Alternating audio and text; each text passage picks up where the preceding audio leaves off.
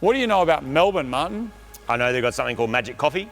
They got a weird thing called a hook turn where you turn right from the left. I know it's in another state called Victoria. And I think there's actually more to it than just weird coffee and weird driving maneuvers. And we are going to find out on this episode of On the Road, thanks to our friends at Shannons Insurance. We've decided to get on the road with some of our favourite cars that we've modified over the years. And this episode, we're taking out the Turbo Gemini and the Godzilla-powered 240Z to explore some of the roads in Victoria.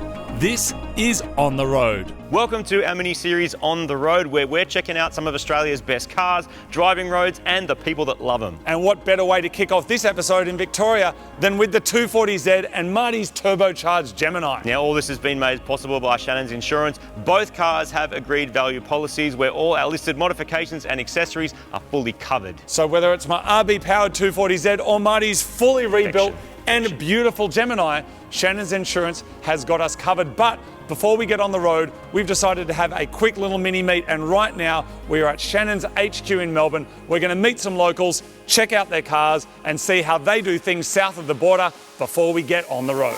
The first thing that we've noticed on the roads down here is the quality and variety of cars. And if this is a sample of what we're going to see down here over the coming days, then we're in for a real treat.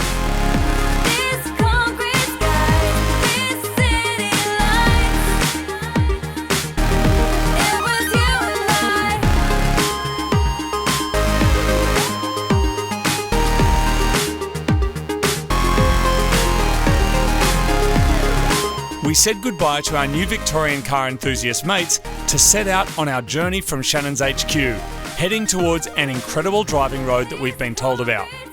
With some perfect autumn weather outside to greet us, we're cruising southeast down the highways that get you out of Melbourne City, heading towards our iconic driving destination, the Great Ocean Road. This is the very first time I've had the Gemini out on the open road to rack up some serious kilometres. That can be a bit nerve-wracking with a freshly built car, but it's also really exciting to finally get to enjoy the fruits of the restoration, as well as all the changes and mods I've added along the way to make it even better than when it was new. Both of these cars are pretty heavily modified, but ultimately they're built for the road, for the exact kind of driving that we're kicking off today.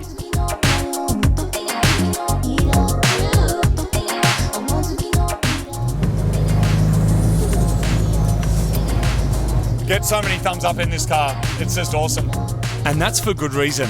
The Fairlady is already easy on the eye, but on top of that, mine's had a driveline swap with parts from a modern Skyline, including Godzilla's own engine, the RB26. We spend so much time working on our cars and modifying them in the shed that it's actually really nice to get out and drive them on the road. And one of the things that I really love about the 240Z is that it brought affordable sports car performance to the masses. Now, it's the mid-70s. Yes, of course, you could have bought yourself a Porsche 911, but this here, in stock form, was almost as fast, and it cost half as much. And now that mine's running an RB, well, it's pretty freaking special. My Gemini might be one class of car smaller than the 240Z, but it still packs plenty of punch into that compact shell. The Gemini was truly an international car. It was GM's first go at a T car, which means it was made and distributed all over the world. This particular one was made in Japan. In Australia, they were made up in Queensland, but the Holden Gemini has been ubiquitous for so long. It was affordable, it was rear-wheel drive, it was fun, and the modification scene for these has been absolutely enormous since the day they came out in 1975.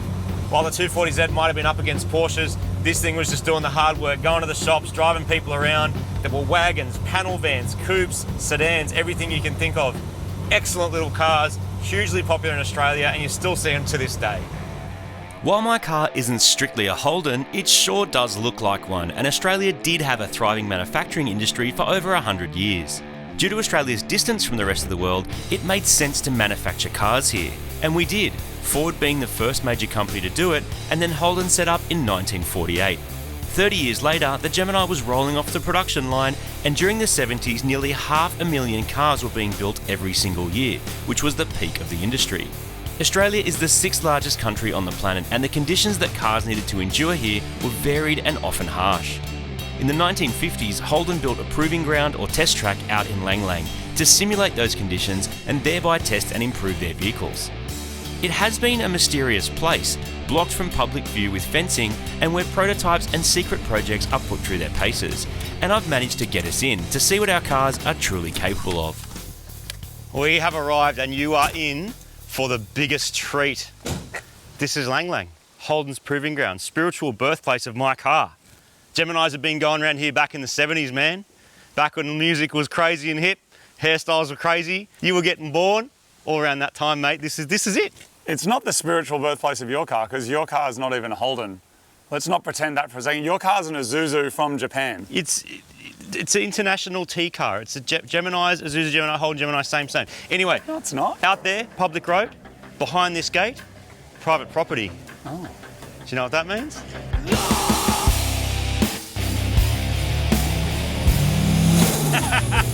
Yes! Yes! Let's go! How good is this? How good is this?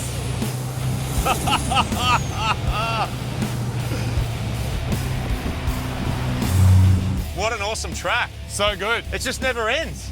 It's amazing. I'm loving it.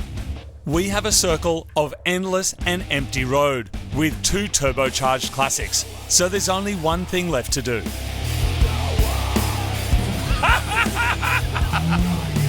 That's insane. Can we do that again?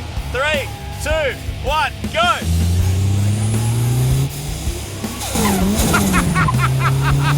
Yes! That's so good. This is amazing! Listen to it, man. Listen to it.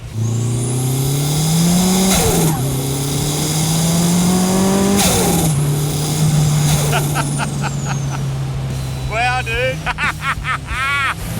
So good. The cars are surprisingly even.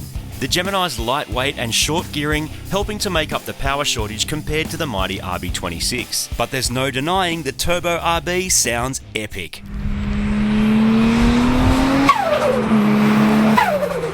Not that we particularly cared which was faster, because the best thing about a road like this, it never ends. Just like our enthusiasm for some roll-on runs.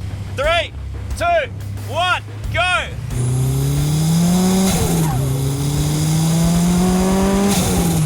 These cars are freaking phenomenal.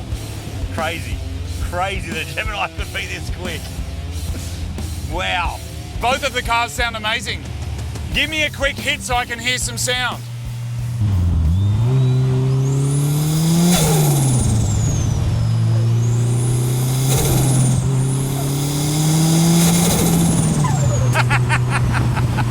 That is so sick. Oh my God, that's so good. After countless laps of this epic track, a few others came in to join the fun. It's probably not the first time this 240Z's had a Japanese police car behind it in its 50-odd years, but it turns out that this replica belongs to a Skyline enthusiast called Lindsay, so we decided to pull over and check it out.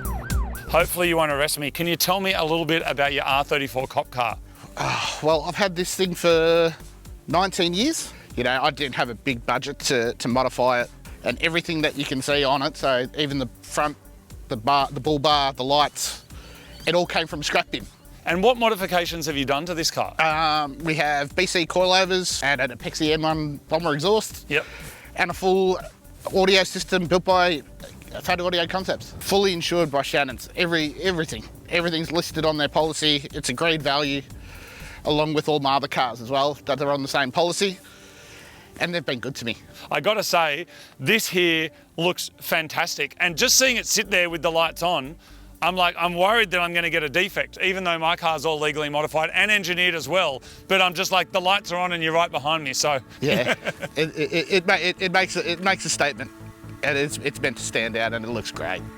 It really was too good to keep this place to ourselves. So Lindsay got some local mates down who had some equally epic cars, including an FDRX7 and a turbocharged TE Holden Gemini. And these guys were just as keen as us to do a few laps of the track. Flying down this private road 5 wide, turbos whistling in the fresh country air is an experience that I will never forget. The enthusiasm is contagious, and this crew are keen to tell us all about their own cars as well. Name's Sam Pansino from Fat Audio Concepts in Braeside. The car's been a demo car for the shop for 20 odd years. Yep. And I still drive it every day. Like, it's 220,000 kilometres on the clock, so she gets used a bit, but I've got a great engine builder, and as you know, with rotaries, you need a good engine builder. So it's a 96 Series 6 Mazda RX-7 DFD.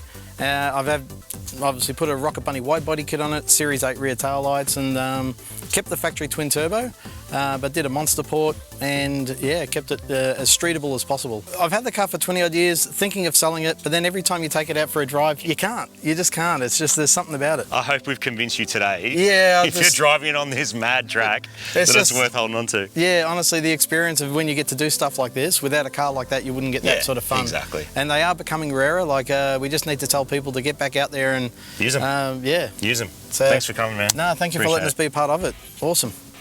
I used to deliver pizzas in my Gemini, which happened to be the same colour as Rob's. His is capable of baking a few more tyres than a stock one with its Piazza engine swap and modern turbo.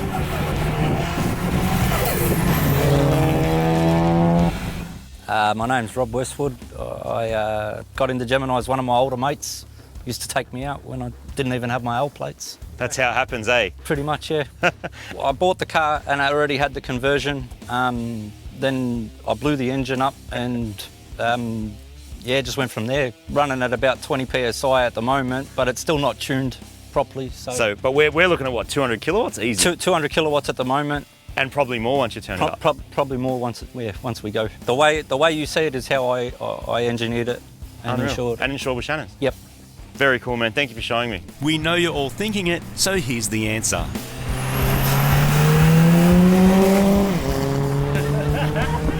So we've finished here at the Proving Ground at Lang Lang. What an absolutely phenomenal place to drive a car. And now it's time to get back in the Gemini and the 240Z and head to another iconic Victorian destination, the Great Ocean Road. And as the afternoon became dusk, we were treated with an incredible autumn sunset.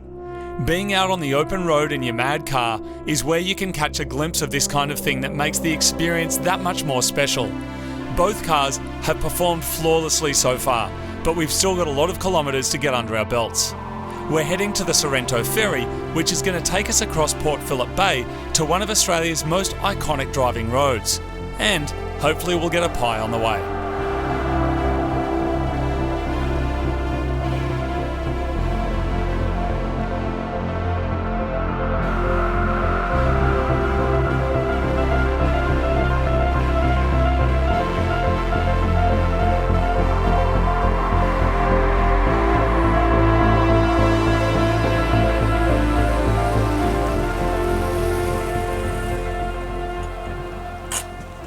Martin, I've got good news and I've got bad news. Which one do you want first? Good news always. The good news is that both of our cars are still working. I know, amazing. It is amazing. How good?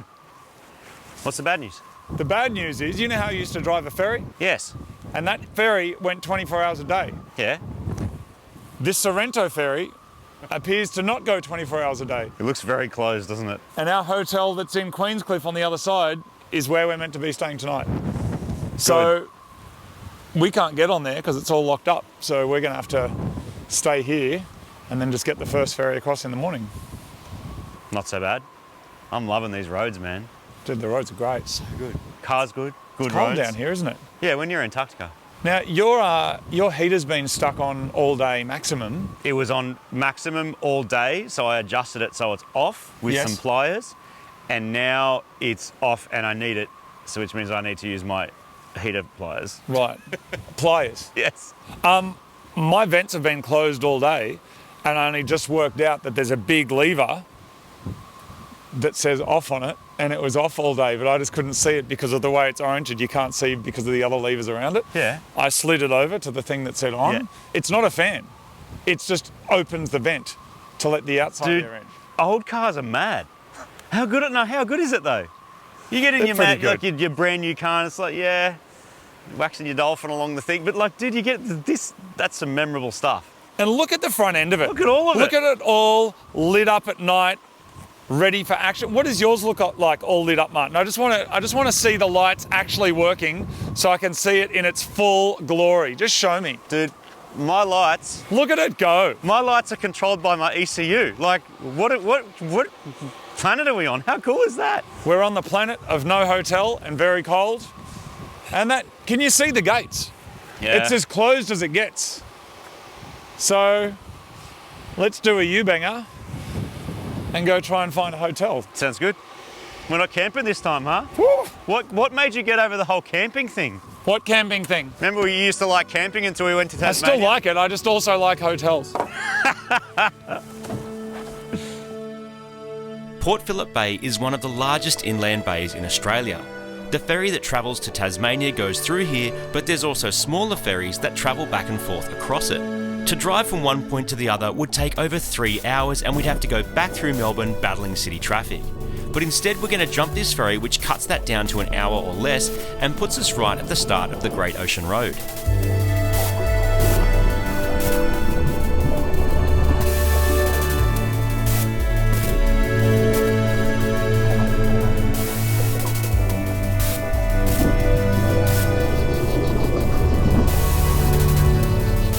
Before we knew it, we were across Port Phillip Bay and at the start of one of the best driving roads in the entire country. And speaking of country, this is where pies are at their finest, so before we get on the road we have to make a quick stop to sample some of the locals' best. We have arrived on the other side of the bay in Queenscliff and we're heading to the Rolling Pin Pies and Cakes shop. Now apparently this place has won Australia's best pie 5 years in a row. According to who? Not to me. Is it better than the White Rose Cafe in Dunedoo? I don't think so. Let's go inside and see what they've got to say for themselves. And look, if it all goes wrong, we can always head over there. Hey everyone, how you doing? Oh yeah. We are very excited to try the pies. I'll get a jumbo chunky. Now, I went to the White Rose Cafe in Dunedoo. Yeah. It was a pretty good pie. I reckon so, it's better. You reckon yours is better? All right, bring it on. I'll have one of those, thank you. Do you recommend with sauce or without? Because there's a lot of debate about this. I reckon have sauce with it, try it without it first. Oh, okay, I like go that. sauce afterwards. Yep, so try it as is, then try the sauce. And I better grab one of your sausage rolls, please. $13.30. Thank you. So when you're trying a meat pie, there are a number of factors in play. The first of which, how does it present? This one looks nice and symmetrical. Then you've got to check the meat to gravy ratio and the fluffiness of the pastry. You want to have a bite of it first without sauce. That is excellent. The thing is though, sausage rolls are actually the superior food pastry item, particularly when you're road tripping because it's much easier to eat. It's more conducive to going into a mouth. Oh, that sounded crunchy. Oh, it's so good. Let me see, Martin. With or without sauce. That's amazing. The pie is excellent, thank you. So today, Martin, we are going to the Great Ocean Road, a road that is esteemed as one of the best driving roads in the country. I've never been there, but I've heard a lot about it and I'm keen as. The entire road is a war memorial. It was built by World War I soldiers. It's something to do once they got back from the war, but also just an achievement and to like recognise their efforts. Incredible. Let's just build hundreds of kilometres worth of road along the coastline of Australia. And it is beautiful and it's withstood the test of time. Enough talking about it, it's time to go and drive it. The weather is amazing again and our cars are still working great. We've topped off our fuel tanks and now we're heading south. You don't see too many 240Zs or Geminis around these parts, all being daily driven, but that doesn't mean they aren't out there in garages or sheds being enjoyed during the best days of the year. The extra travel time it takes to reach some of these roads is totally worth it and unlocks views and experiences that you aren't going to get on your usual commute to work.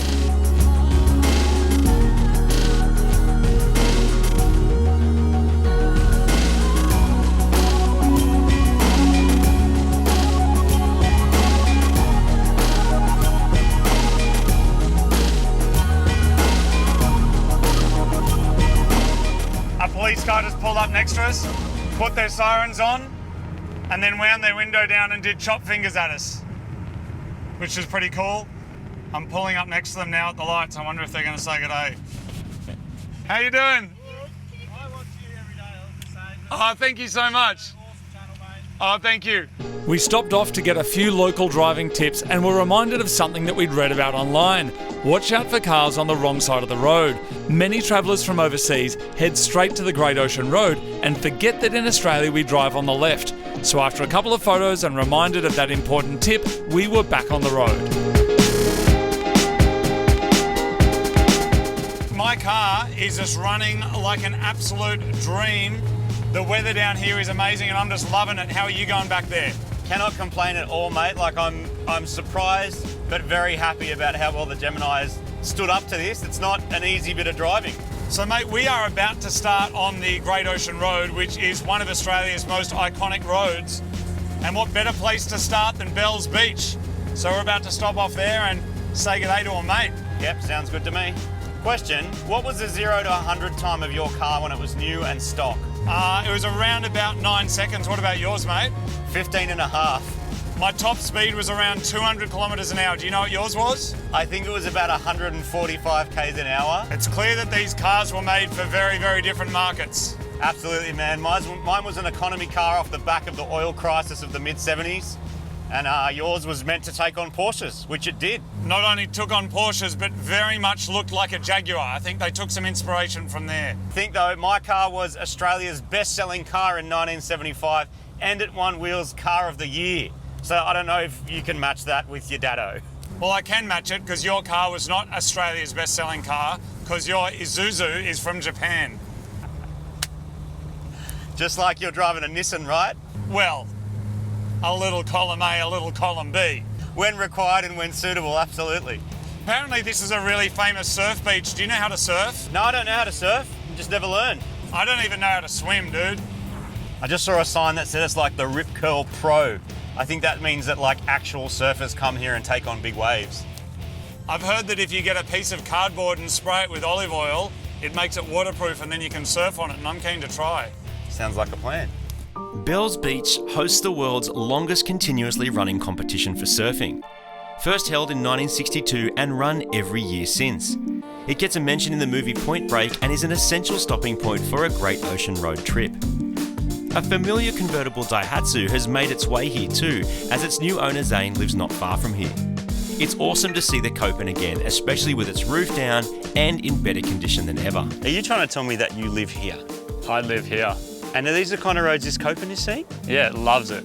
I like getting the sun on my dome and it makes some good noises. And is it a beach umbrella? It is a beach umbrella, yeah. Is this what a Saturday kind of looks like? Yeah, me and the wife come down here. Beach umbrella. Yep. Sit in the Copen with the beach So umbrella. good. Up. While Marty was busy with Club Convertible, the other white Toyota sitting next to it is what caught my attention, because it's got Sleeper written all over it. Bit of a weird beard car.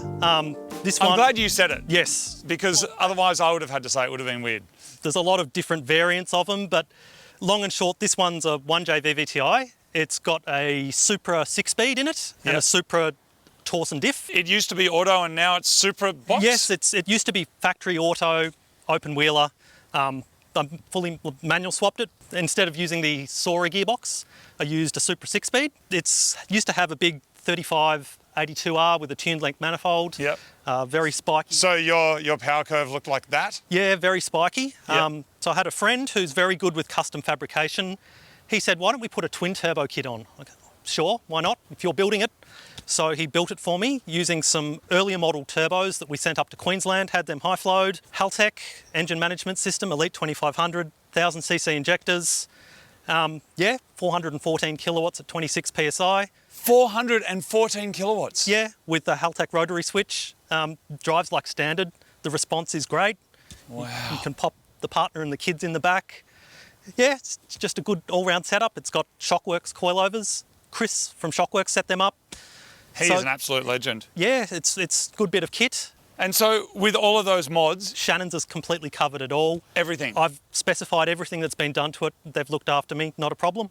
Wow, that's so cool, man. It's actually really cool to see these out on the road because certainly up in New South Wales, we don't see many of these. There aren't really many of them around and they do have a reputation of being like Well, a because Supra in a sumo suit, right? that's it. And especially the earlier ones, the Series 1s, they were cheap.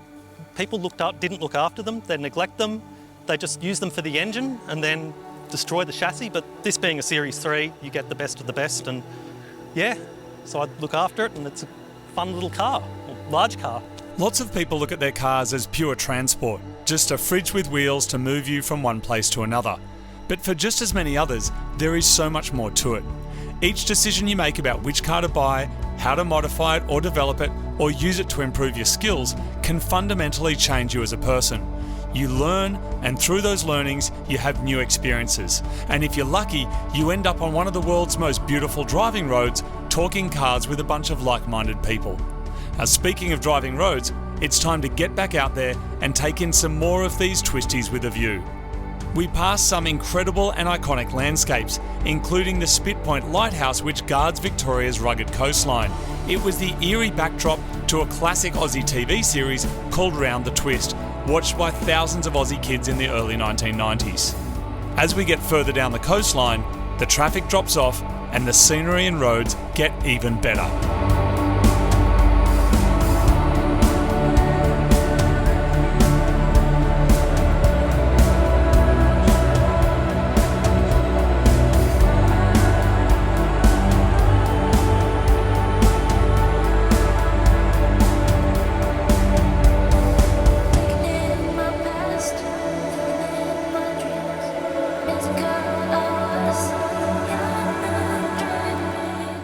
On our way towards Apollo Bay, we're stopping in to visit Andrew and Simon, who have a shed full of classic cars, with more stories to tell than they have kilometres on the odometer. From S14s to salt-flat race cars, the sheds and garages of Victoria are proving to be a treasure trove of long-term car ownership and stories to go with them. Thanks for having us down, Andrew. Yeah, you're welcome. So this is your Alfa Romeo GTV, but SR20 powered. Yes. So that's from like a 180SX or a Silvia K. It is, yeah, 1996 180SX. Oh, 96. So you got the black top. Nice. Yep. Now, just for someone who's new to this game, why do people love Alfa Romeos?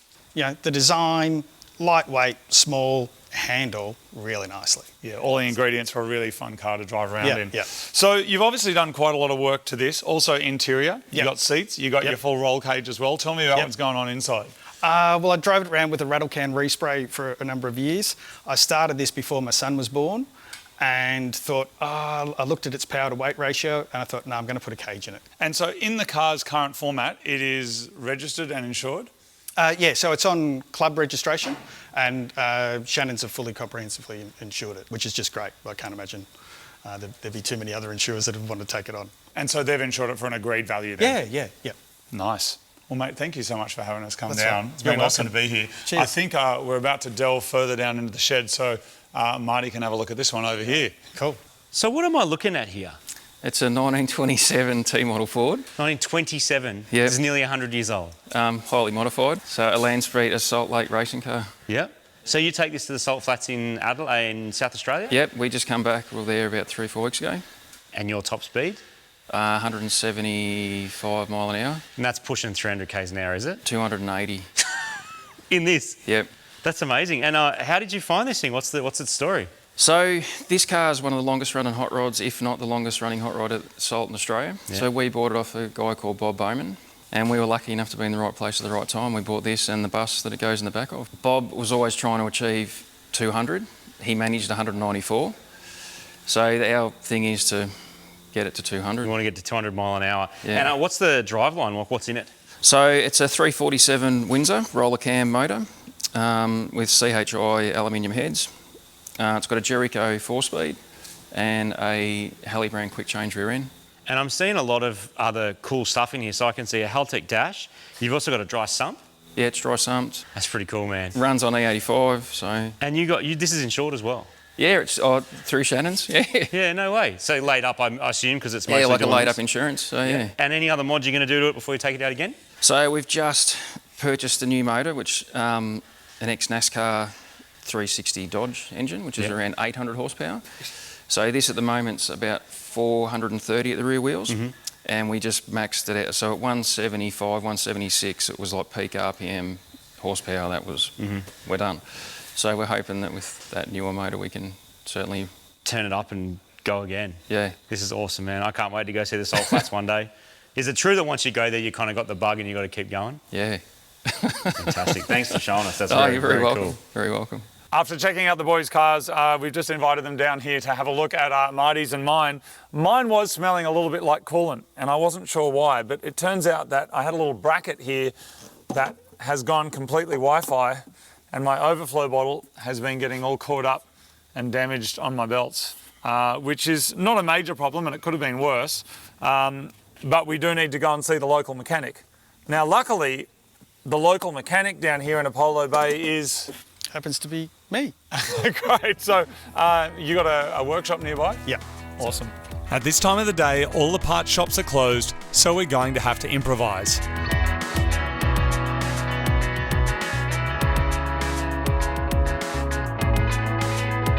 Even though it's a very simple thing, it's nice to do a little bit of automotive something out on the road, meeting locals, saying g'day to the local mechanic. I like it.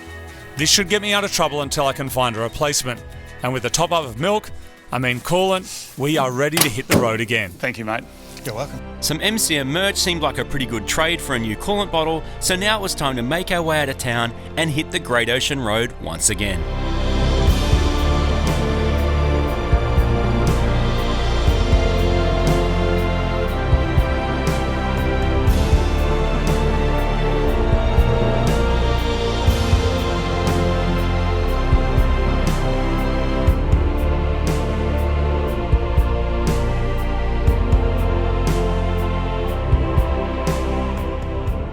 The Great Ocean Road with no traffic, an 80 zone. It's just that perfect balance of like enough speed to be really fun, not too much that it feels crazy like you're on a track, and it just flows.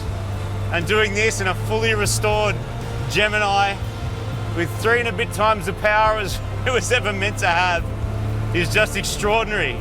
There are those moments where you know you're going to remember it for a long time, and this is one of them. This is just epic. You look straight ahead, it's just ocean. Nice corners that open up everywhere. No traffic. Just phenomenal. Now this here, this is what driving is all about. Incredible road, incredible car. You got your mate up there as well. It is just absolutely incredible. And all of the time and effort that went into this 240Z, setting it up for speed, for performance, for precision, and now on this road, this is what it's all about, people. This is what it's all about. What a car. 50 years old this year. It's got a heart transplant with an RB engine. And now on this incredible road, all the suspension, all the brakes, all the time, the effort, all the sound, it is just totally worth it. And I am grinning ear to ear. I am absolutely loving this. What a beautiful masterpiece of automotive engineering. And this moment, right here, right now, this is what it's all about. You forget the late nights, the blood, sweat and tears and the trials and tribulations of modifying an old car, and you're finally behind the wheel and you know it's your own and you've got the perfect road. This is a feeling that you cannot replace. This is a moment when you truly know it was all worth it. Well, we made it. Well done, Martin. That was awesome. That is the most amount of kilometres my 240Z's ever done since it's been in Australia. And the Gemini surprised me with how freaking awesome it was. Not just with the power and all the stuff to make it a performance car, but just the ride. It was comfortable. It did everything perfectly. I think that's the thing. These cars were great on the highway, great for exploring country towns and stuff like that. They got so much attention, so it was really amazing being able to meet locals, have a chat with them. I got to say that while I think the 240Z sounds better, the Gemini definitely got all the attention, didn't it? Around here, it got all the attention. I mean, these cars are nearly 50 years old, and here they are still doing their thing with a few mods, of course, but an absolutely excellent adventure across Victoria. And a massive thanks, of course, to Shannons. They had us fully comprehensively insured for agreed value the whole time we're away, so a massive thanks to them. And now, Martin, we just got to make sure they keep working from here all the way back to Sydney, which is about 1,000 k's that way. I reckon they'll make it. See you, mate.